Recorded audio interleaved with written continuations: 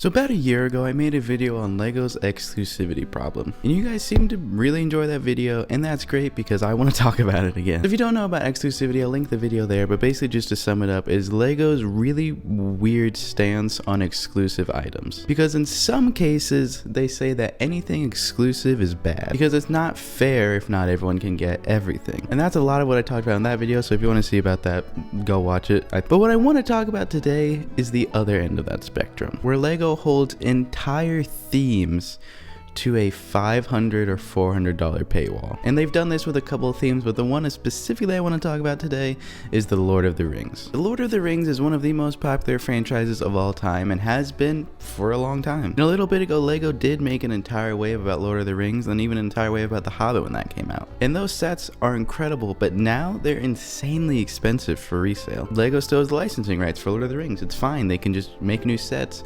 And a couple years ago, it looked like this would finally happen, that they would finally revive this theme. But all they did were 3 sets of brick heads with no minifigures and a $500 Rivendell set. And this was heartbreaking for me because I'm a huge Lord of the Rings fan.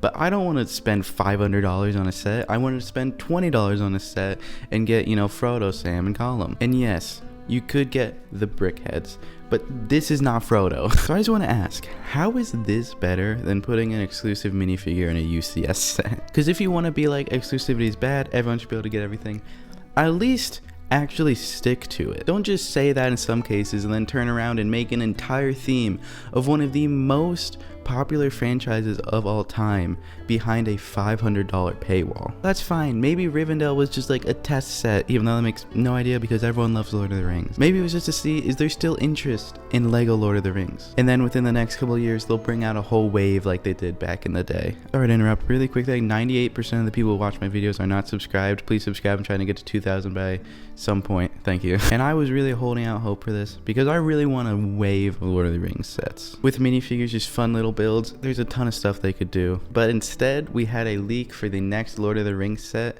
And if you don't want to spend $400 or $500, it doesn't look good. Okay, I know. I'm going to butcher the pronunciation of this. I've read the books. I've seen the movies. I just don't know how to pronounce it. They are making a giant Barad-dûr. Is that how you pronounce it? A giant one of those that is once again going to be behind a very expensive paywall.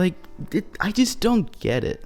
Rivendell is a 10 out of 10 set. I'm not saying that set shouldn't exist. It should just be on top of 10 little sets so that anyone who likes Lord of the Rings can just buy a little set and get the minifigures. The big sets are fun. Exclusive stuff should exist. It should just not be an entire theme that is behind a $500 paywall. Put exclusive minifigures in the Rivendell, but then put the more popular and the bigger characters in smaller sets too. And I think this is the really weird thing is they're so weird about exclusive minifigures, and yet entire themes like this are behind such big paywalls. And I think for me, it's the fact that they made the brick heads. If it had just been a one-off Rivendell, it was maybe they just wanted to design something fun for Lord of the Rings and that was it.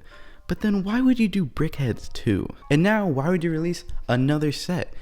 I just don't get it. What is this middle of the road crap? And I don't know, I might be the only person who thinks this, but there are probably a lot out there like me who doesn't want to spend $500 but wants to get a Lord of the Rings set. So Lego, I know you're not watching this, but just make small Lord of the Rings sets. I don't care if they're overpriced, as long as they're under $100.